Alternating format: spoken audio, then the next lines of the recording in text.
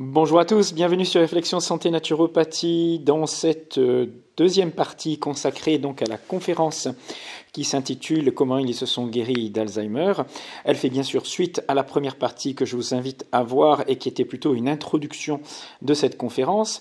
Vous allez ici voir certains extraits que j'ai sélectionnés, mais bien sûr qui ne représentent pas l'intégralité de cette conférence qui dure près de 2 heures.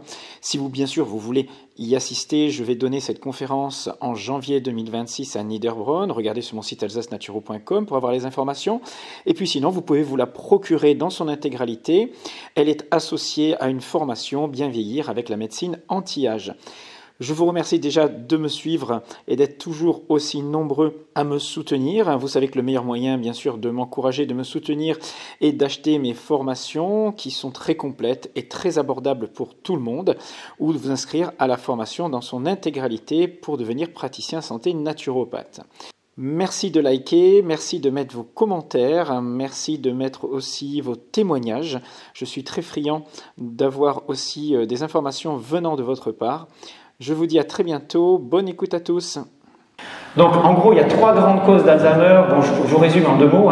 Il y a une grande cause génétique, c'est lorsque vous êtes porteur d'un gène, le gène ApoE4. Je vais vous expliquer ce que c'est juste après.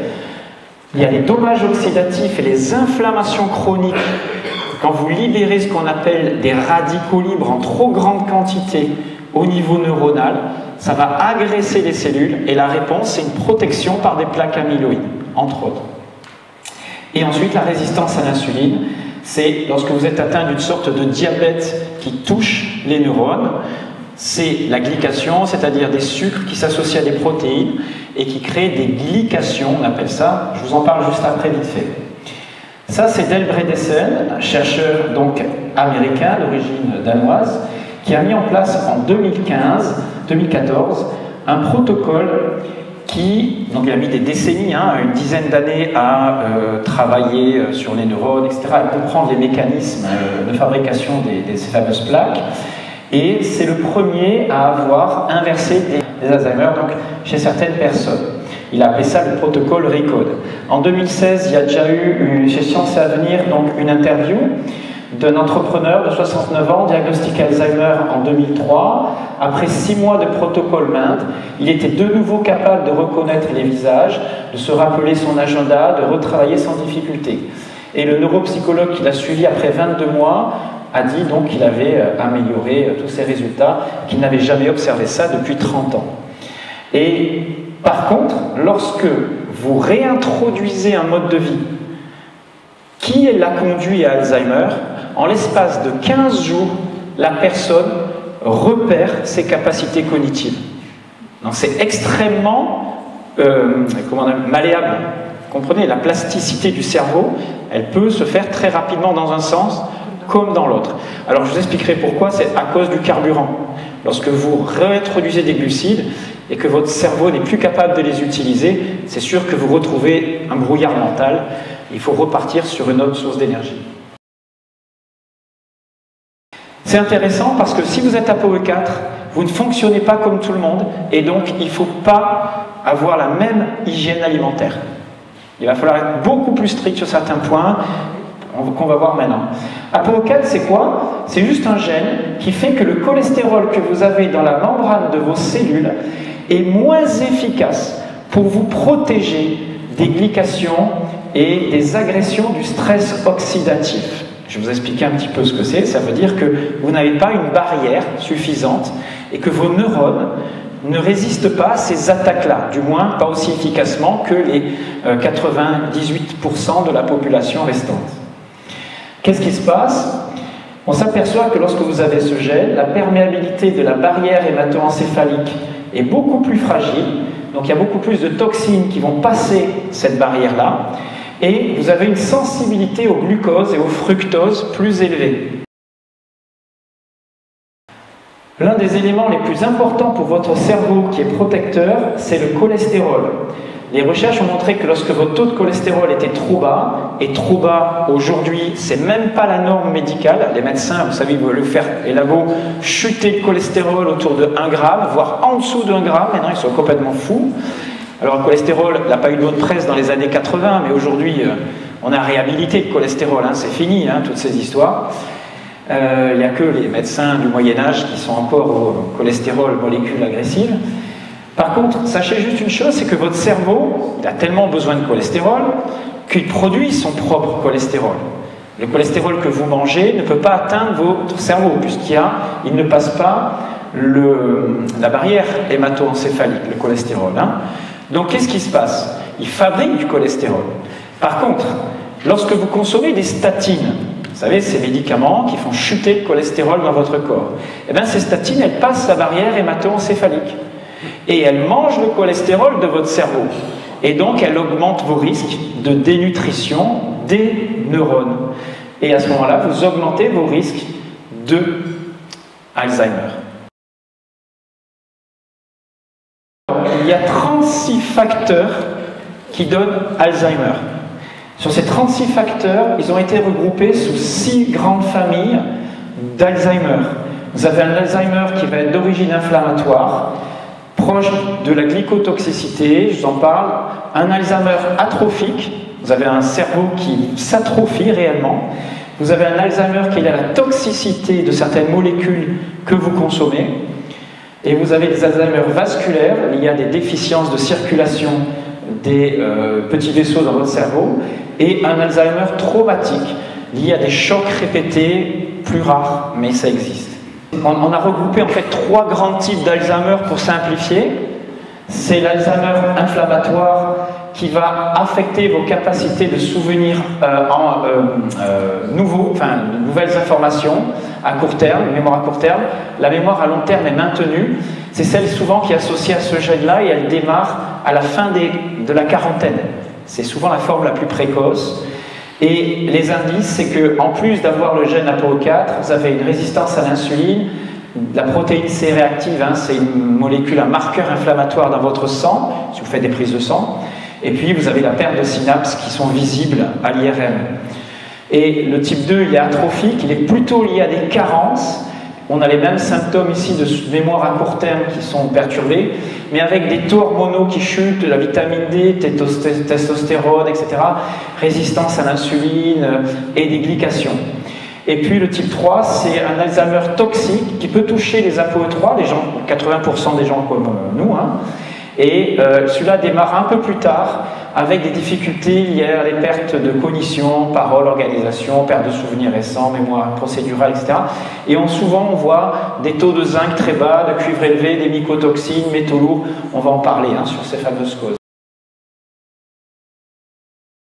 Et lorsque vous en consommez trop au quotidien, et en particulier c'est l'huile de tournesol ou de colza hydrogénée, vous savez, celle qu'on trouve en grande surface avec laquelle on fait frire les frites, les beignets, tout ça, ça, c'est ce qu'il y a de plus dangereux qui produit ce qu'on appelle des aldéhydes, surtout lorsqu'ils sont chauffés. Lorsque vous consommez des graisses saturées chauffées, vous produisez des petites quantités d'aldéhydes. C'est pas top, mais c'est pas dramatique en quantité par rapport à une huile d'olive chauffée et encore pire par rapport à une huile de graines. Vous voyez, c'est 4 fois plus d'aldéhydes lorsque vous chauffez de l'huile de tournesol que du lard. Pourquoi? Parce que ce sont des graisses saturées qui sont beaucoup plus résistantes à la chaleur, beaucoup moins fragiles. Donc c'est tout l'inverse de ce qu'on vous a expliqué ces 20 dernières années. C'est pour ça que ça n'a jamais marché, la prévention, parce qu'on n'avait jamais rien compris. Lorsque vous consommez des acides gras polyinsaturés, et qu'en plus vous avez une glycémie élevée, vos réactions d'oxydation peuvent durer 3 jours au lieu de 8 heures.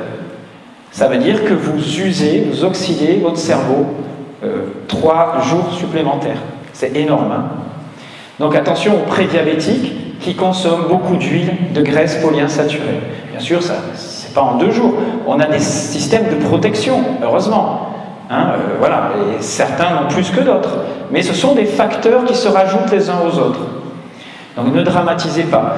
L'alcool, je ne vous en parle même pas. Ensuite, vous avez les métaux lourds dans l'environnement qu'on a partout. Mais eux sont extrêmement toxiques. Alors bien sûr que votre corps est capable d'en neutraliser une partie. Ne dramatisez pas parce que vous avez respiré des pots d'échappement ou pris des pesticides. Parce que votre foie a des enzymes, hein, des cytochromes T450, etc., qui sont capables de détoxifier l'organisme, mais dans certaines limites. Et le problème, c'est qu'après toutes ces années, ça se stocke dans vos graisses et ça peut passer la barrière hémato-encéphalique. Et il y a une forme d'Alzheimer qui est liée à cette toxicité-là. Les amalgames, le mercure, les pesticides, etc. Et moins connu, alors dans les vaccins, bien sûr, vous avez votre dose d'aluminium à chaque petit vaccin, faut le savoir. Et parce qu'avant, les vaccins, il n'y avait pas d'aluminium. Maintenant, ils en ont mis, ils en ont rajouté. Bon. Ça les conserve un peu mieux, mais on pourrait s'en passer, hein, mais il n'y a pas cette volonté-là. Et vous trouvez de l'aluminium dans les percolateurs des capsules. Vous savez, les capsules en aluminium de café, lorsque les neurologues, il y en a ils ont fait des observations, des prises de sang, chez les buveurs de café qui prenaient 3, 4, 5 capsules par jour, eh bien on retrouve des traces d'aluminium dans le corps. Un des facteurs qui crée cette dysbiose, puis cette perte de jonction ici, c'est les lectines et le gluten. Vous avez tous entendu parler du gluten, sauf que le gluten n'est qu'une lectine parmi beaucoup d'autres qu'on trouve aujourd'hui dans les végétaux, qui sont OGM en particulier, et donc qui se protègent, qui ont leur propre protection, qui sont choisis, etc. Mais rien que dans la peau de végétaux, quand vous prenez par exemple une courgette ou un concombre et vous gardez un peu de peau, il y a cette amertume qui signale en fait un mécanisme de défense de la plante qui sécrète des molécules, et ces molécules, elles sont agressives pour votre organisme, votre intestin. Donc on n'est pas fait pour consommer des quantités de végétaux crus, de céréales, de légumineuses, de noix, noisettes, etc., qui sont des graines, et c'est dans les graines et les peaux que les végétaux mettent leur système de défense. Et ces systèmes de défense sont des molécules pour protéger des insectes et leurs prédateurs. Alors, je ne vous dis pas qu'il ne faille pas manger de légumes, hein, c'est pas ça. Mais les légumes et surtout les céréales, eh bien, il faut les faire préchauffer longtemps, il faut les tremper, et il en reste toujours. Et il y a certaines personnes qui sont plus ou moins fragiles et tolérants à ces graines. La première cible du gluten, ce n'est pas votre système digestif ou votre système articulaire, par exemple, c'est votre cerveau. C'est dans le livre de Bredesen, c'est son dernier livre. J'ai pris un petit extrait. C'est 7 survivants qui ont témoigné d'Alzheimer. Alors quand je dis survivants, c'est des gens qui ont réversé leur Alzheimer. Et là, elle explique qu'elle avait donc un gène ApoE4. Elle était dans un haut risque, donc Alzheimer. Elle a découvert qu'elle avait des taux d'homocystéine, c'est un marqueur inflammatoire élevé. Elle était donc avec une petite atrophie du cerveau, elle avait des carences en B6, B12, vitamine D qui étaient très basses, 28, alors ça c'est pas dramatique, c'est moyennement bas. Et puis elle avait des taux de zinc très faibles, donc ça c'est un Alzheimer par carence. Et elle utilisait en particulier, donc elle parle de la pompe à protons, etc. Et en parcourant la liste des différents facteurs contribuant au déclin cognitif, les infections virales à l'inflammation, en passant par la résistance à l'insuline, etc., j'ai réalisé que j'avais peut-être contribué à mes propres problèmes cognitifs. J'avais un régime alimentaire américain et européen assez standard, pauvre en bonne graisse et riche en frites. Je buvais modérément, mais probablement trop pour quelqu'un qui lutte contre des problèmes cognitifs, plus une vie stressée. Donc elle a compris ce qui l'a amené à Alzheimer, et elle a changé ses habitudes. Et donc elle a retrouvé, et on va voir comment elle a fait, et qu'est-ce que c'est que ce protocole. Ça c'est Bredesen qui a mis en place donc ce protocole en 2014, et dans ce protocole, c'est pas simplement je prends ma pilule magique, ou je fais mon petit memory le matin, et c'est terminé. On va toucher tous les paramètres de la santé. Hormones, vos taux d'hormones, qualité du sommeil, qualité de la nutrition, le jeûne, les supplémentations, les exercices cognitifs, gestion du stress, exercice physique, intestin grêle, test de laboratoire pour savoir où vous en êtes. Et à partir de tout ça, on va adapter et individualiser les choses. Donc on regarde tous ces paramètres-là. En gros, il y a 3 étapes. On va stocker les causes, on va essayer de les limiter au maximum. On va nettoyer et détoxifier l'organisme. Et ensuite, on va stimuler et reconstruire. Mais on va faire tout ça en même temps, si vous voulez. Alors la neurogénèse, comment ça se passe? Comment est-il possible Alors que vous, dans votre génération, et moi, dans les années 80, on m'a appris à l'université qu'un neurone, vous aviez X neurones à la naissance, et que vous ne pouvez pas en regagner. Ça, c'était Golgi, il y a plus de 100 ans, en 1906, qui avait dit « Chez l'adulte, les voies du système nerveux central sont quelque chose de fixe et d'immuable. » Eh bien, c'est faux. En 1990, des chercheurs ont montré qu'on pouvait régénérer des neurones, en particulier les synapses. Et en 98, qu'est-ce qui s'est passé en 98 ? On est devenu champion du monde de football. C'est important. Mais c'est bien plus important d'avoir découvert que votre hippocampe, siège de la mémoire, était capable de créer de nouveaux neurones à partir de souches neuronales. Ok ? Et ça change tout dans les perspectives aujourd'hui de guérison d'Alzheimer. Comment ça se passe ? Eh bien, dans votre corps, vous avez un facteur neurotrophique issu du cerveau, le BDNF en anglicisme, FNIC en France, qui est issu d'un chromosome 11. Et si vous le stimulez correctement, il va permettre la création, la croissance et la différenciation des neurones. Le jeûne, il a plusieurs actions. Alors là, on ne vous a parlé que de jeûne intermittent, hein, c'est-à-dire faire 16 heures sans manger, vous sautez le petit déjeuner ou vous sautez le repas du soir. Hein. C'est pas hyper compliqué. Vous avez un nettoyage des cellules qui sont endommagées, on appelle ça l'autophagie, c'est le processus majeur du jeûne. Vous allez manger vos propres cellules, protéines usagées à l'intérieur de la cellule. C'est le mécanisme de régénérescence de votre cellule. C'est un mécanisme que vous avez constamment en vous, mais qui est hyper stimulé durant le jeûne. On va voir tout à l'heure les effets de ça. Et puis, la production de corps cétonique, je vais vous en parler, donc ces fameux nouveaux carburants que vous produisez en déstockant vos propres graisses. Vous transformez vos propres graisses parce que vous n'apportez plus de nourriture. Donc le corps, il n'est pas fou. Il veut continuer à être nourri pour fonctionner. Et il a en lui un processus génial, c'est d'aller déstocker vos graisses pour en faire un nouveau carburant. On appelle ça les cétones. Ensuite, vous avez une amélioration des mitochondries, vous produisez une meilleure énergie et vous sortez du brouillard mental. Les personnes qui passent la phase d'adaptation au jeûne, de quelques jours, quand on fait un long jeûne, de 2-3 jours, eh bien, ils sortent de ce brouillard mental parce qu'ils produisent et ils utilisent ces corps cétoniques à la place du glucose. On a une amélioration de sensibilité à l'insuline, donc on limite son état de diabète, on le supprime même, on diminue des inflammations et on améliore le facteur BDNF, c'est-à-dire c'est l'engrais du cerveau, vous stimulez la neurogénèse, vous stimulez la fabrication de nouveaux neurones. C'est ce qu'il explique là tout à l'heure, qui font qu'ils sont beaucoup plus efficaces. Ce qui fonctionne sur les souris, bien sûr, vous verrez après, a été vérifié sur l'humain.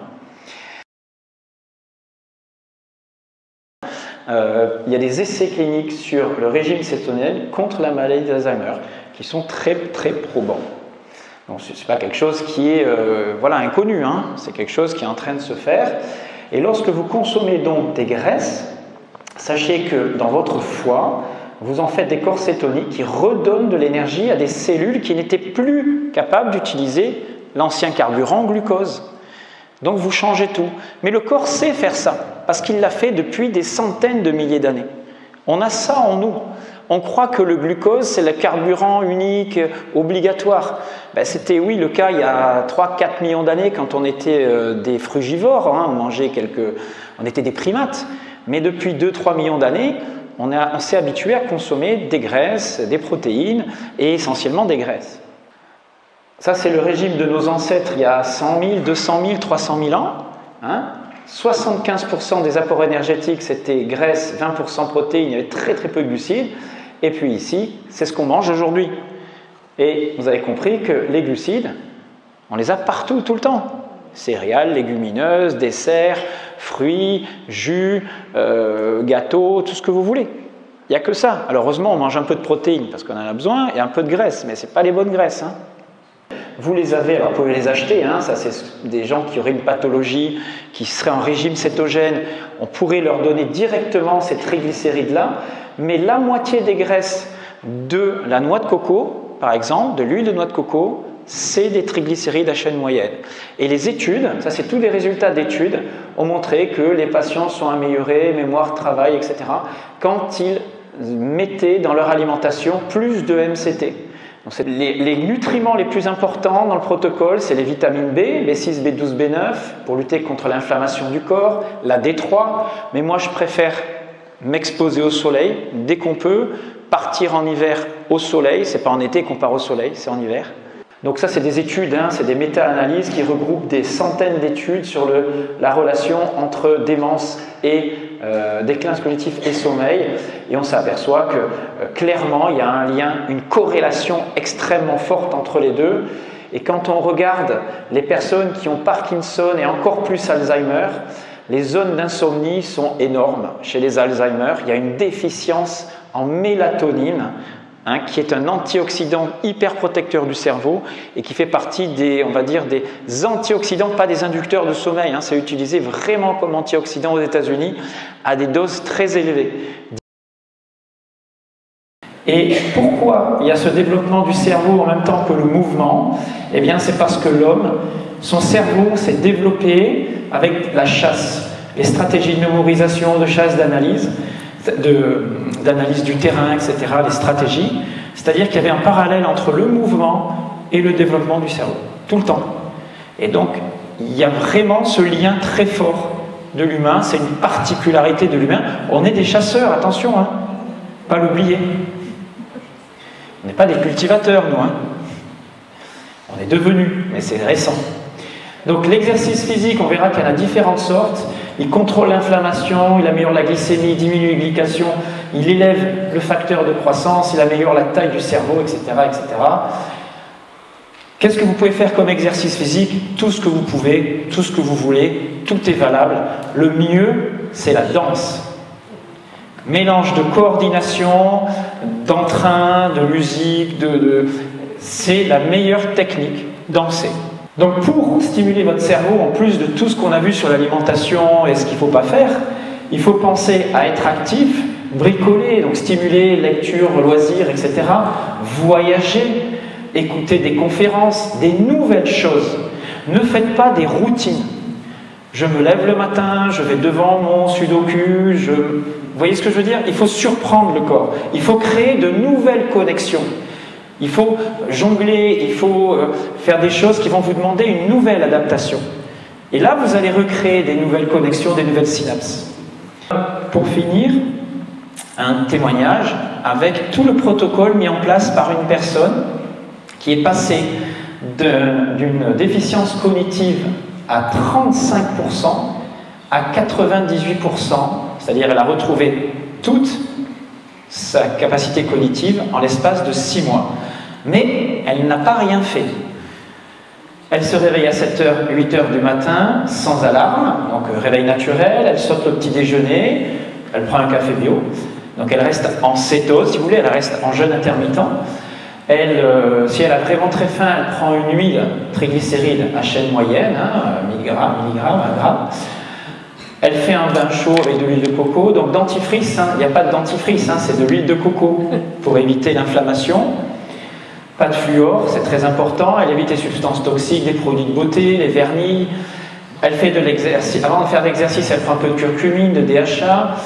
Elle marche presque 1 heure tous les jours, même s'il fait mauvais temps, temps chaud, temps froid, venteux. Elle sort de sa zone de confort, vous avez compris. Avant de rompre son jeûne matinal, elle boit un peu de gingembre au citronné, donc elle mange après 15-16 heures de jeûne, des œufs de poule plein air, avec grande assiette de légumes, pauvre en glucides, donc elle est dans presque du cétogène, des algues, très intéressant pour l'iode. Et donc là, c'est encore un exemple, dans le livre de Dale Bredesen, Rosie, âgée de 75 ans, Alzheimer avancé, incapable de parler, de se lever, de marcher, de faire un transfert du lit au fauteuil. Elle a commencé à suivre le protocole. Au bout de 3 mois, elle parlait à nouveau en faisant des phrases, interagissait avec sa famille et ses enfants, et elle était capable de passer du lit à la chaise, de se lever et de marcher toute seule.